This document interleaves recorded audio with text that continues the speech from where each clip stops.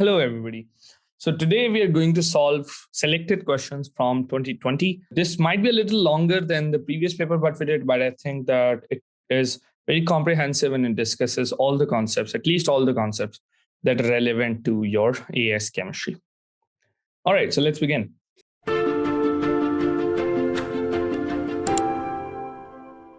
This question says that nitric acid can be made in a three-step process. Ammonia is oxidized by oxygen from the air, to form nitrogen monoxide and water. This reaction is carried out at 10 to 13 atmospheric pressure and 900 degrees Celsius in the presence of platinum catalyst. Okay. So for the step one, they haven't given us an equation, but for the other two stages, they have given us this equation. So clearly they're going to ask us to write this equation. And that's the first part. Write an equation to show the reaction. Now, reading from the statement, we know that ammonia is oxidized. Okay. Now that means it's going to form nitrogen monoxide, as they say, and water. So now it's all about balancing the equation. I have one nitrogen here, so nitrogen is balanced, but I have 3 and 2 for hydrogen. So I'll just multiply this side by 2 and this side by 3 because I want to make both of them 6. Just changes the amount of nitrogen that I have. So this is 2 times that. And now that gives me 5 oxygen on the right side and 2 on the left side. So I'll just write 5 over 2. And this is an acceptable answer. But if you don't like fractions for some reason, then you can double the whole equation. And that way, all the numbers will be doubled. And we will end up with 4 ammonia, 5 oxygen, because 5 by 2 times 2 is 5. This was 2, so this is 4. And this one was 3, so it will be 6. We don't need to write state symbols because they haven't asked us. Draw a dot and cross diagram to show the arrangement. Hello, Muskan. To show the arrangement of outer electrons in a molecule of ammonia. Now, in A levels, you don't really need to draw those circles. So you can do without drawing the circles for nitrogen or hydrogen. But if you still have that habit, that's perfectly fine. So just make sure you draw all the lone pair as well as the bond pairs. And there you have hydrogen, 3 of them. So circles for that. Yep. All right, so that's dot and cross diagram. In the boxes, give the oxidation number of nitrogen in the nitrogen-containing species for the reaction state 3. Okay, now we always start with the most electronegative thing. So in between nitrogen and oxygen is the most electronegative, the one with greater electronegativity. So we'll start with -2 for oxygen. So that is 2 times -2, -4 for the whole of oxygen. So that gives nitrogen +4. So that's the oxidation state here. Similarly, over here, hydrogen is +1. This is -2. That allows me to figure out that nitrogen would be 1 plus x minus 6 is equal to 0. So that gives +5. So you can clearly see that nitrogen has been oxidized here. And in this one, it's going to be +2. So over here, it has been reduced. Okay, this is a disproportionation reaction in which the same species is being reduced as well as oxidized. So it gains electrons, it loses electrons. That's disproportionation. So as you can see over here. Explain why the reaction is just, okay, so that's the same question. So we'll say that it is disproportionation because nitrogen, N, is reduced as well as oxidized. Okay, so N is both reduced and oxidized. So now we talk about, now because the examiner says that give a reference to transfer of electrons, you can also say that it gains electrons or loses electrons, both of them, okay, instead of saying reduced and oxidized. So next we will explain this, that how exactly does this occur. So we'll say that from NO2 to HNO3, it has lost an electron, okay? And you can also say nitrogen lost an electron. And from NO2 to NO, it gained 2 electrons. I'm inferring this from the oxygen states that I have. Okay. The release of nitrogen monoxide into atmosphere causes atmospheric pollution. The release of nitrogen monoxide into the atmosphere causes atmospheric pollution. State and explain the effect of nitrogen monoxide in contact with moist air. Now, we know that nitrogen monoxide is when it adds to water or it reacts with oxygen and water, then it causes nitrogen dioxide. It can also form, when it dissolves in water, it can form nitrous acid. That nitrous acid can cause acid rain, it can make smog, or nitrogen monoxide itself can go up in the air, form nitrogen dioxide, and then that nitrogen dioxide can then form sulfur trioxide from sulfur dioxide, causing acid rain or destroying the ozone layer. So there are multiple effects of this thing. So you can just talk about any of those. So you can say that what's the effect? So when it comes in contact with into contact with air, nitrogen can react with water in air or oxygen in the air. Okay, so that's how it does it, and cause any of the problems that we just highlighted. It could be acid rain, it could be smog, it could be destruction of ozone layer. Any of those would be fine. The nitric acid made in state 3 can be reacted with.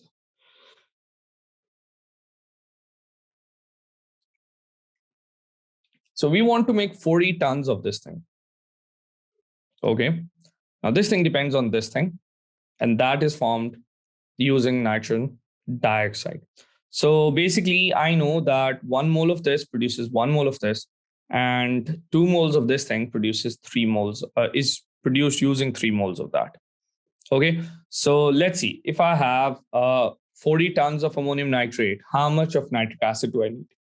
So I can just figure out that how many moles is that? So ammonium nitrate, the MR is going to be 2 times 14 for nitrogen plus 4 for hydrogen and 3 times 16 for oxygen. That is a total of 80, if I'm not wrong. Yeah, 80. So that means 40 tons, 40 tons divided by 80. So ton is basically 10 power 6 grams. Okay, a million grams is a ton, because 1,000 kilograms is 1 ton and each kilogram is 1,000 grams. So 40 into 10 power 6. So if I do that, okay, that's 2. So that is 0.5 or 5 into 10 power 5. Okay, so you can do that. That's how many moles you have. Now I know that 1 mole is produced from that. So that means I need 500,000 moles of nitric acid. Now the mole ratio of NO2 and HNO3 is 3:2. So if I have 500,000 of this, I need X of this. So X comes out to be, I think, so I'll just take the answer, 5 into 10 power 5, multiply that by 3, divide that by 2. So 7.5 into 10 power 5. Okay, so that's how many moles of NO2 I need. And I needed to figure out volume of nitrogen dioxide. So 1 mole is 24 at room temperature and pressure. So this one's going to be 7.5 into 10 power 5 times 24. So just take that answer, multiply by 24. That's a big number. 1.8 into 10 to the power 7, if I'm not wrong. Yep, 10 to the 7 dm cube. Yep. You can write your answer in this in standard form, or you can write in the expanded form. That's fine. So one use of ammonium nitrate, it has a lot of nitrogen and plants need NPK. So it can be used as fertilizer.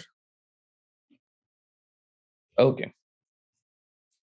The reaction sequence shown below, there's ethene converted into other organic compounds. Okay, so what's happening?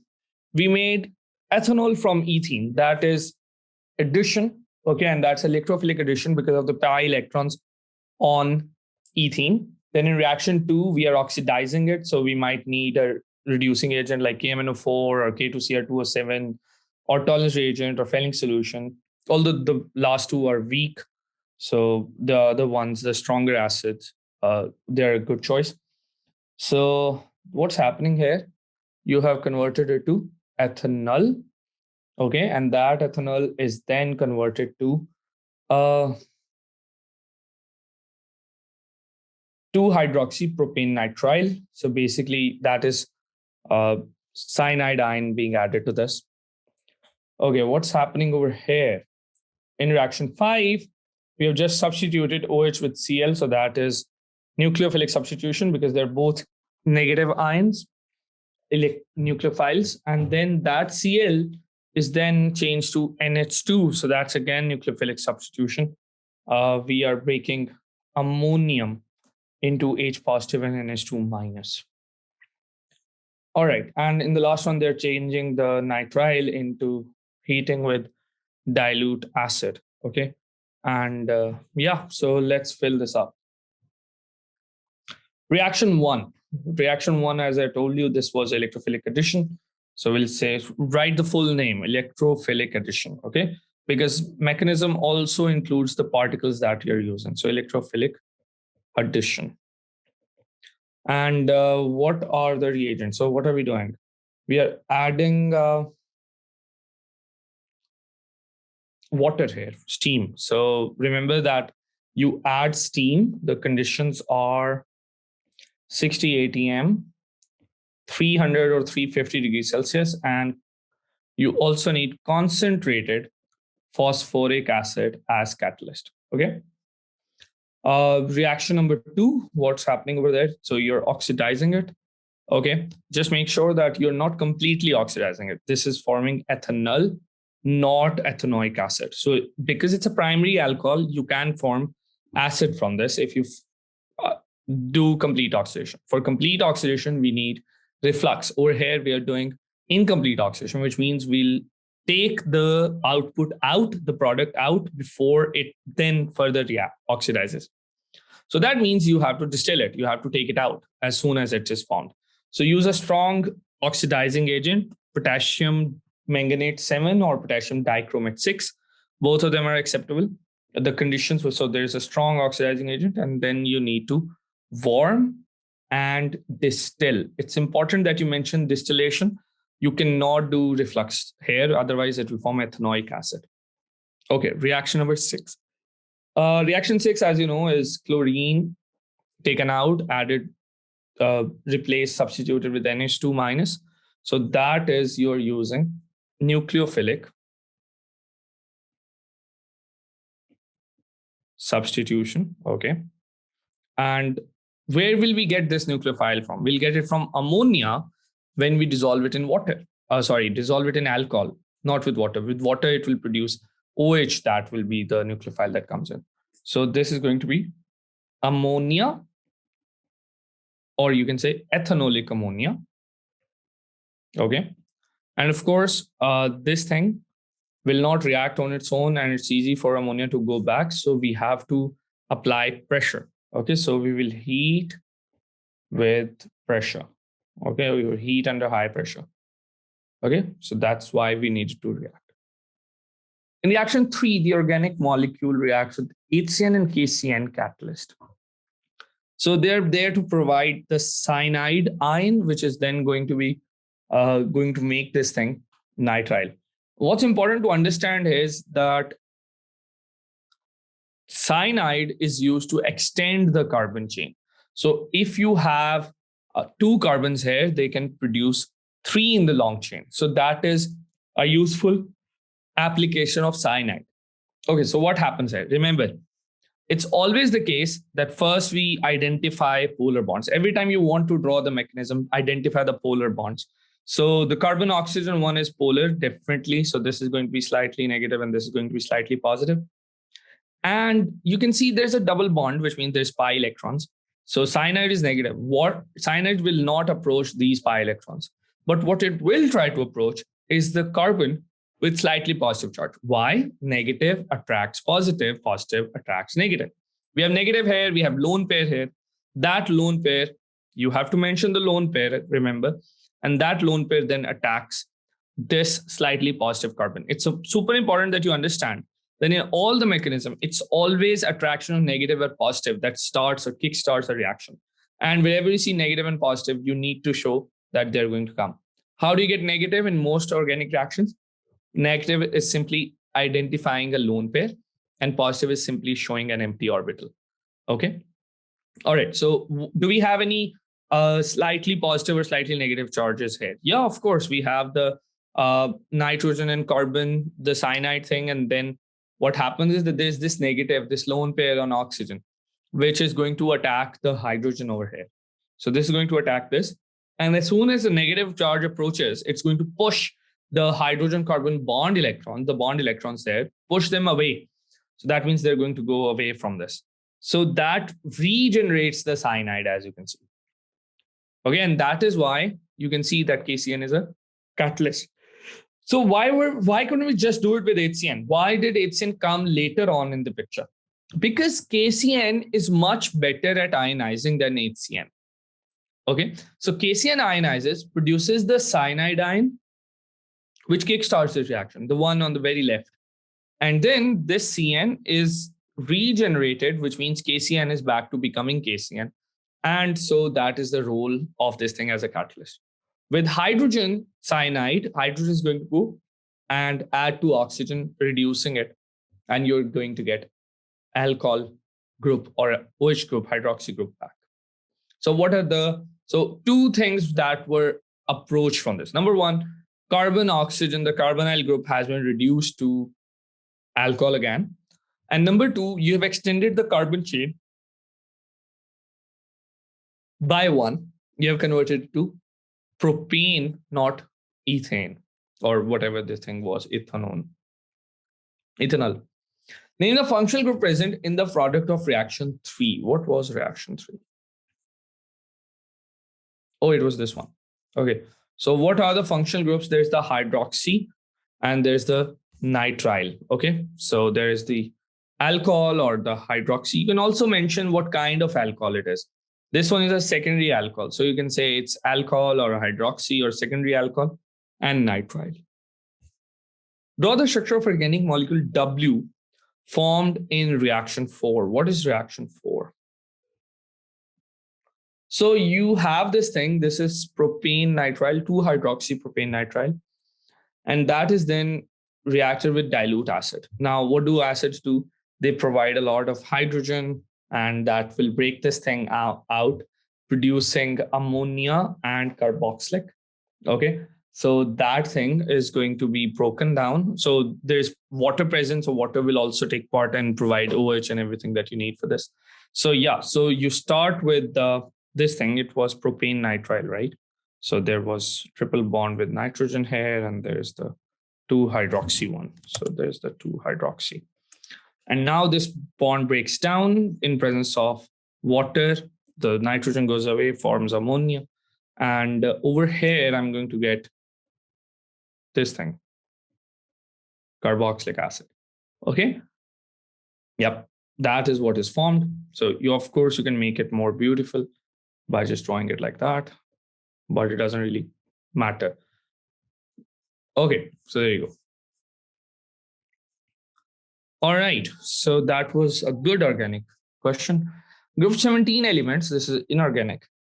Chlorine, bromine, iodine are non-metal that show trends in their physical and chemical properties. We know that. Describe the trend in the colors. So describe the trend, okay? So the color, you don't have to mention the color, just describe. So we say that the color darkens. That's what it does. It becomes darker and darker down the group. The group 17 elements can oxidize many metals to form halides, okay? And that is because they attract electrons. Okay, they can absorb, they can accept electrons. They have one empty orbital. That's why. Describe the relative reactivity of elements as oxidizing agents. So when they accept electrons, they are basically oxidizing the other thing. So we can say they're oxidizing agents. Now we know that fluorine is a very strong oxidizing agent. It has very high electronegativity, high ability to pull electrons. But down the group, iodine, for example, has very low electronegativity compared to fluorine. And the reason is that the atom is becoming much bigger. So we say that the ability to work as oxidizing agent decreases. Okay, so they become weaker oxidizing agent. So this oxidizing ability, chlorine reacts with hot tin metal to form tin 4 chloride, okay? Tin 4 chloride is a colorless liquid at room temperature that reacts vigorously with water to form an acidic solution. Okay. Suggest the type of structure and bonding shown by SnCl4. Okay, that's pretty simple.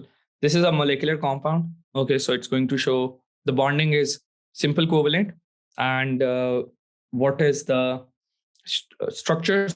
Structure is molecular. Okay, so we can figure it out, and they're saying explain your answer. Like what is in the question that tells you that that is the case. So let's see. So first of all, it has colorless liquid.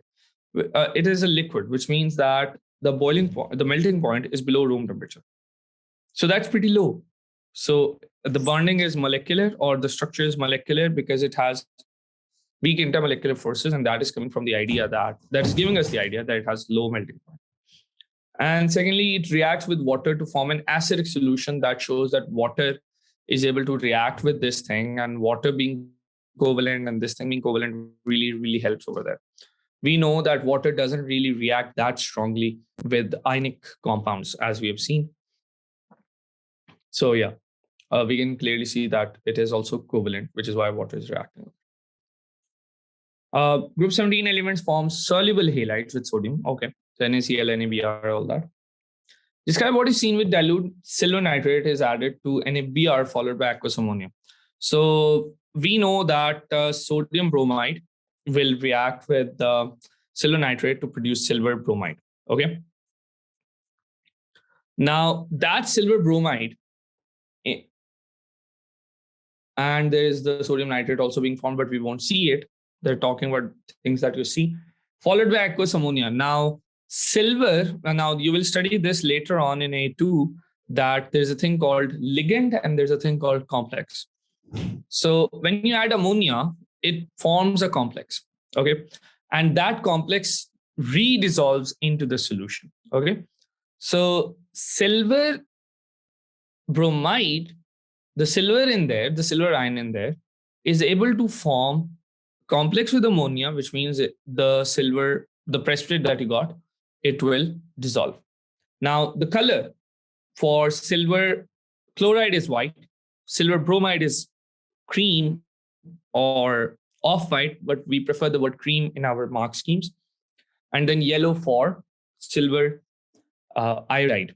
Of course, the colors are much more vibrant if you use lead instead of silver. But the test that we do in our syllabus is one with silver. Lead used to be there, but it has been taken out. Okay, so what is seen? The first of all, there's going to be a cream precipitate forms. And then you add ammonia, right? So which redissolves or dissolves, not completely, depends on the complex form. So it dissolves partially or incompletely in aqueous ammonia. Okay. NaCl reacts with sulfuric acid to form HCl and NaHCl4. This was a concept that we talked about yesterday in a question. So basically, these chloride compounds, they can act as reducing agents. Okay. So sulfuric acid can act as an oxidizing agent, but not with chlorides. It can act as an oxidizing agent with iodides, with bromides, but because chloride does not lose electron that easily, that is why it's not able to do it with that. Bromides and iodides are much bigger, so they're able to lose that electron. Just a minute. Yeah, so they're able to lose that electron, but chloride is not. Okay, so what happens here? Explain the difference between the reaction of concentrated sulfuric acid with NaCl and with sodium iodide.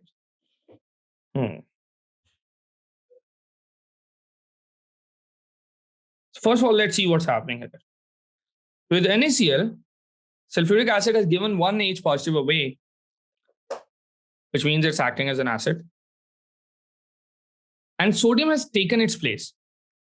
So that shows that sulfuric acid is acting as acid, giving the hydrogen ion away. And NaCl, the chloride in there, is accepting H positive, which means it is a base. Okay, why is it accepting this? Cl minus has lone pairs, and that it can make dative bond with this. So whether you use Louis definition that chloride has lone pair that it gives to hydrogen ion, forming, making that a base and this an acid. Or you use the Bronsted-Lowry definition that one gives the H positive and the other accepts the H positive. Both of them are fine, but it simply shows that with NaCl, sulfuric acid is acting as an acid, right? H2S4 is acting as an acid. With sodium iodide, it will show that it is going to accept electrons. So sulfur is going to, this is sulfur 6 right now. Sulfuric acid is sulfur 6 acid. But this is going to form, depends on how much a reduction happens. So it could go from sulfur 6 to sulfur 4, forming SO2. It could go down to sulfur 0, just the sulfur metal. It could even go down to -2 when it forms H2S. Okay. So there's a lot of different options that can happen depending on how long or how much the redox reaction happened. So in each reaction, we have to talk about it. So with NaCl,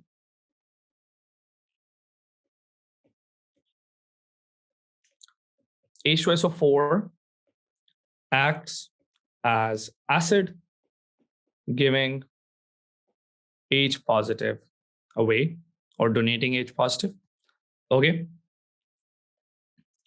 With NaI,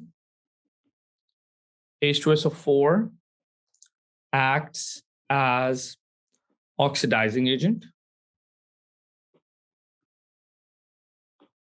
forming iodine. Why iodine? Because iodide, when it loses electron, forms iodine. Okay. And other products, like, depending on again how much the reduction happened, you can name any one of them or find the formula. Like one is sulfur dioxide, that's sulfur 4, so it has accepted 2 electrons. If it gains 6 electrons, that is just sulfur, and if it gains 8, that is H2S. Okay, so it depends how much reduction has happened. Now you have technically answered the question, but if you want to explain it even further, then you can say that chloride is not oxidized to chlorine because it is a weaker reducing agent, and iodide is oxidized to iodine because it's a stronger reducing agent. Again, why are they reducing agents? Usually we say that chlorine is more reactive than iodine, but you have to understand the ions are the opposite. Once it gains the electrons, it's not willing to give it away if it is more reactive. And that's what chlorine does. When it takes the electron, forms chloride, it's not in the mood to give it away. But iodide was reluctant to gain it compared to chlorine. So it is able to lose it with much more ease. All right. The hydrogen halides are useful reagents in organic and inorganic reaction. Okay. Describe and explain the trend in the boiling point of hydrogen halides. Again, you have to know that what's the trend going to be and what does it depend on, because describe and explain. Now, this is the same reasoning as to why chlorine is a gas, but bromine is a liquid and iodine is a solid at room temperature.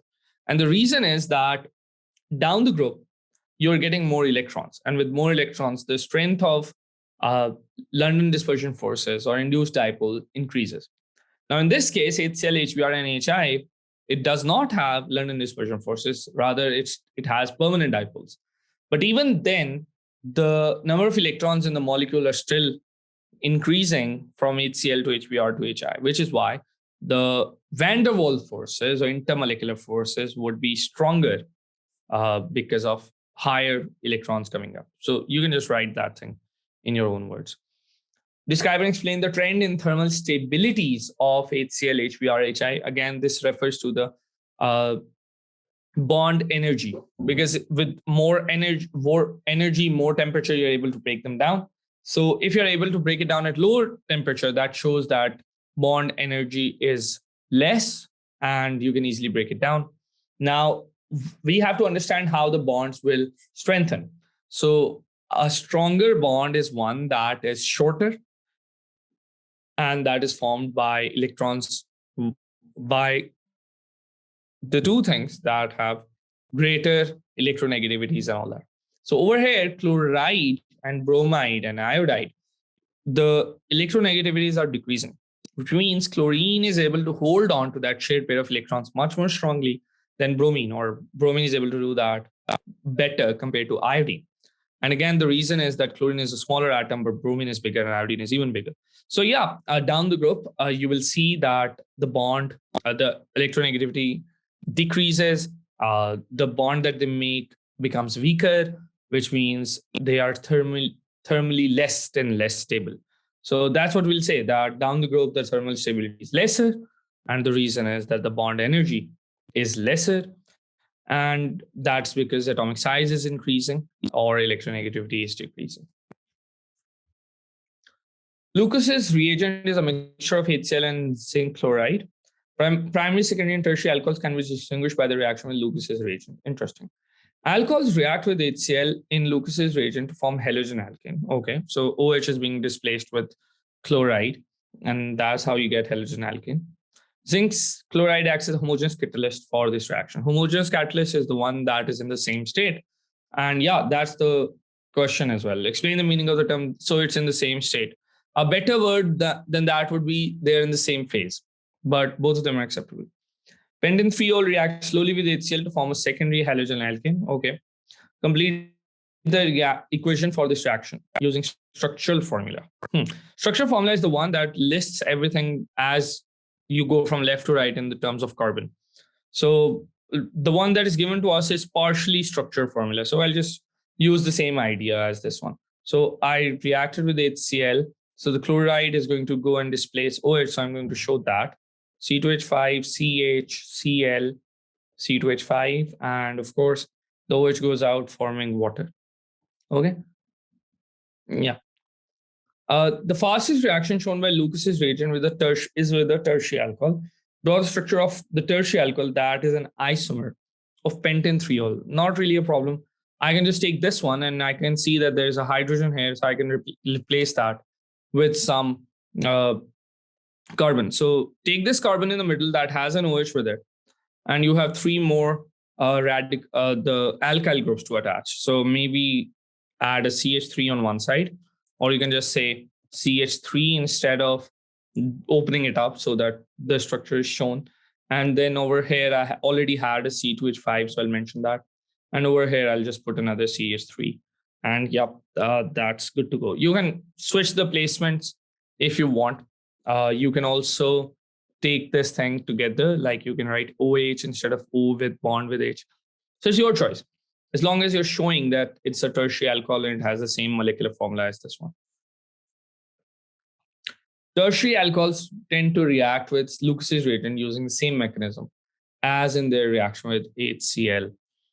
So even with HCl, what were they doing? They were just substituting the nucleophile OH with Cl. So that's the same thing happening here. So this is again nucleophilic substitution. So because they're not asking us for the mechanism, so we don't have to mention nucleophilic. They're just asking for the type. So type could be addition, substitution. That's the thing. But if they ask you about the mechanism, then you mention whether it's free radical or electrophilic or nucleophilic. So this one is just asking me for type, so I'll just say substitution. Okay. Glycerol is widely used in food industry and in pharmaceuticals. Okay. So what's happening here? I have glycerol, which you can see is a triol because it has three OH groups. And then it has, the middle one has been oxidized to this thing.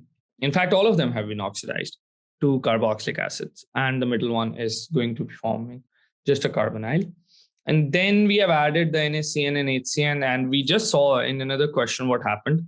NaCN is going to provide the cyanide to kickstart the reaction. And HCN is going to help complete it. And NaCN is going to be regenerated. So NaCN is the catalyst. And it's used as a catalyst because it ionizes much quicker than HCN. Okay, so same ideas. You could also use KCN. So yeah, so this is going to cause reduction of this bond, also form OH on the carbonyl group, as well as extend the carbon chain. So I'm going to get a branch here because I already have a 3 carbon chain. So adding one more will also just make a 3 carbon chain in that position. So It's not really extending the main chain, but making a branch.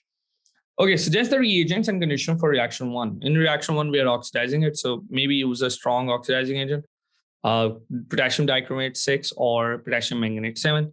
That's the one. And because you want it to go to completion, you need to make sure that you use reflux. If you will distill it, then it will form, while it will form ketone on the middle one or carbonyl on the middle one, it will still just form ethanol on the sides. So to make carboxylic, you need to mention that you need reflux. And of course, these are volatile things. Reflux makes sure that the thing comes back once you're heating it. So yeah, mention heat as well. So I need a strong oxidizing agent. Just pick your choice and then heat with the reflux. Name the reaction mechanism for reaction two. That is basically over here. This is the double bond pi electrons and all that. So the carbon is attacked and everything. So this is technically addition because oxygen gets the hydrogen and carbon gets the CN. So this is technically addition, although the mechanism is very different from the addition that we check in ethenes or alkenes. And the reason is, again, that in alkenes, there is pi electron cloud that is being attacked. So that's electrophilic addition. In this case, there's a carbon oxygen, the double bonds. The attack is not on the double bond. The attack is on the carbon that is slightly positive because of the polar nature of the bond. So that's why this is nucleophilic. So again, you can clearly see that they're asked us for the mechanism. So we must mention what kind of mechanism it is. So we'll say this is nucleophilic addition. And it's addition because you're breaking the double bond. Give the observation you will make when 2,4-dinitrophenyl hydrazine, 2,4-DNPH, is added to no, sorry, that's not phosphorus, that's P. Yeah, so P has a carbonyl group, right? So in presence of a carbonyl group, 2,4-DNPH gives us an orange precipitate. And it doesn't have to be orange all the time. It can give us like any color that is similar or closer to that in the wavelengths. So you can say even yellow is fine. So orange precipitate. Okay, so that's what you will observe. It's important to mention that it's a precipitate, not just a solution, because it's important observation there. Q does not show optical isomerism. Okay, so Q does not show optical. Why would it? It is not. It does not have a chiral center, right? And the reason it doesn't have chiral center is because it's attached to two groups that are similar, same to each other. COOH is the same. For something to be chiral center, it must show. It must be attached. The carbon should be attached to 4 different groups. Now, let's suppose I wanted to still make its isomers. Then those isomers won't be mirror images of each other. Their mirror images would exactly overlap if you try to rotate them. The whole deal about chiral centers is that if you rotate their isomers, their mirror images, they do not overlap. They're not superimposable. So yeah, we'll say that it is not a chiral center. It doesn't have mirror images that are not superimposable, or it is attached to same COOH group. When Q is heated with excess aqueous ethanoic acid in the presence of catalytic amount of sulfuric acid, okay, 2 reactions take place to form compound R. So what has changed? So let's see. Q is this thing. There's a nitrile group, there's the OH group, there's 2 carboxylic groups. What has happened here? The 2 carboxylic groups are intact because you're just adding another acid. But the cyanide has been converted to COOH, okay. The nitrile has broken down, must have formed ammonia that then obviously either evaporated or reacted with something. And what happened here? The double bond broke and there was no double bond. The hydrogen has gone and hydrogen has been displaced with this long thing. It's OCOCH3. Okay. So what has happened here? You've technically just added water, a lot of water here. And that water would obviously give us the OH that we need and oxygen that we need in presence of sulfuric acid. And on the other side, I see, is that an ester? Yeah, it is. It is. Yeah. So yeah, that is, you basically did condensation. So the H from this thing, OH, has been taken out, and something must have given the OH part. Obviously, that thing was ethanoic acid. So ethanoic acid was CH3COOH. So that CH3CO is left over. So over here, this is condensation. On over there, that was uh, you're just adding water. So that's hydrolysis. So one is condensation. You can also call that esterification, and this one is you're adding water, so hydrolysis. Okay. Glycerol can be used as starting material in the manufacture. Okay, this is moles. I'm going to no. Wait a minute. This is not moles.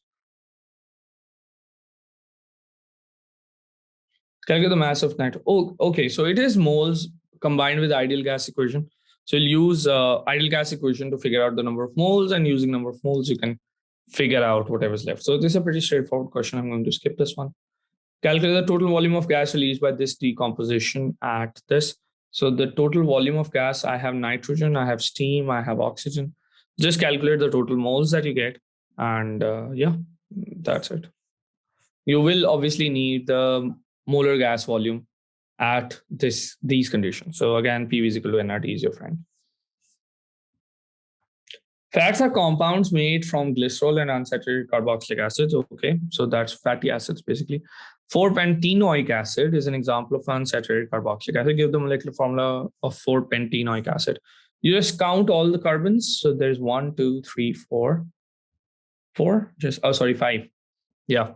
So that's 5 carbons, and hydrogens 3 here, 4 there, 1 here, that's 8. And 2 oxygens. So C5H8O2. Draw the repeat unit of addition polymer. So it's important to identify that this is addition polymer. And in addition polymers, just like with all other polymers, you do RCJ. RCJ basically means remove. So in addition, remove the carbon at the double bond. And in condensation, remove the byproducts. Copy the part that is left over, the repeating units, and then join them. And when you join them, you get the partial structure. So first of all, put the carbon in the standard form like this one. So I have this, and this is that whole thing, CH2 to COOH. Because addition polymerization, I'm focusing on the double bond.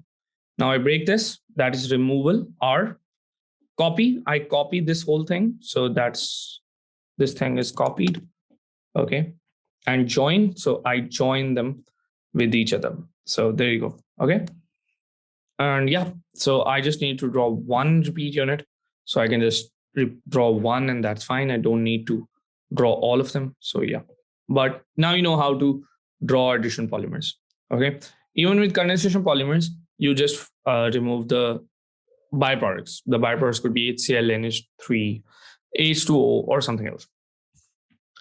Unsaturated acids are often brominated before being added to soft drinks. Okay.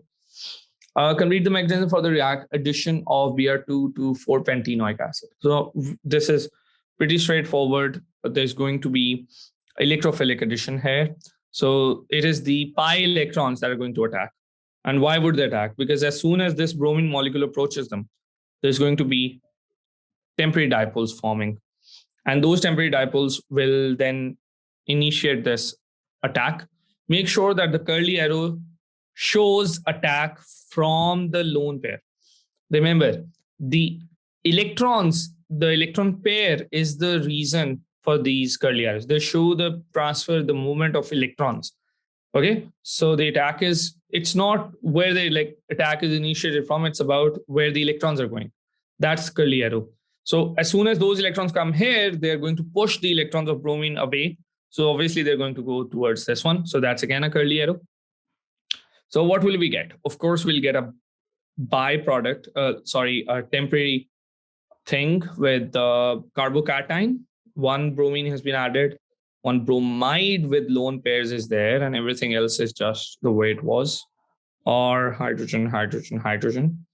And now this lone pair will attack the positive thing. So do you see that it's all just negative and positive attacking each other? That's it. Negative attracts positive, positive attracts negative. That's it. That's the whole mantra of these mechanisms. So yeah, they just add, and you are going to get Br, Br, R. Okay. Yeah, there you go. Reaction of another unsaturated carboxylic acid is shown. So what has happened here? The double bond has been broken, but they've added just hydrogen. Okay. So yeah, draw the other geometric isomer of T and explain why molecules exhibit this form. So geometric isomer, that would be the cis trans one that they're talking about. Okay. So just flip the placements. Okay. So isomer of T. So flip the placement. Maybe just take this thing, double bond. Okay. Keep this COOH here and switch these two. So this one becomes bromine, this one becomes C6H13. Yeah. And the reason they're showing this is because there's a double bond, but carbons are attached to different things. Okay. And still, why would this be possible? Because the double bond is not able to rotate freely. There is restricted rotation of the double bond. If you try to rotate at 180 degrees, it kind of has to be broken down because the electrons have to go towards the other orbital. They're not there. A three-dimensional structure of this thing would help in that. There are many different visualization online. You can check those out. I can also look for one and send that to you. So that shows why they can't rotate. They have a limited rotation. Okay, so that's what you explain here. Identify the reagent used to convert T to U. So T to U, you just added hydrogen, right? So this is hydrogen being added, nickel as a catalyst, high temperature, all of that. Yeah. And okay, we still have one page. Okay. All right. So it will take a few more minutes. I think we have time. All right. Carbon bromine bond has an absorption between 500 per centimeter and 600 per centimeter in an infrared spectrum. The infrared spectra for both T and U have absorption between this. Okay. These correspond to CH bond. Okay. Identify two other absorption that will be seen in the infrared spectra of T and U. Okay, so let's look at the this one here. So T and U. T has a carbon-carbon double bond, so there will be one spectra for that. There's also the CH is already done, right? What is left? Have they identified any others? It's carbon, hydrogen, and they're asking us one absorption that's only in T. So that's a double bond one, the one I just talked about. There will be absorption for the CO, the carbonyl group. There will be an absorption for OH, the OH group over here. And I don't think the absorption of CBr is shown in our data booklet. So we'll just show that. Those are the two. So both of them are going to show OH, both of them are going to show carbonyl, but one of them, this one, is going to show the double bond. So we'll just identify them, look up the values from the data booklet. Of course, you won't be given data booklet from this year. I'm not sure how they'll manage it, but they said that they'll give the information for each question with the question. So this is the first year, so fingers crossed. Let's see. But of course, don't memorize any values. And yeah, that's it for today. Good paper. I personally like this one, especially the previous organic wala question. So yeah,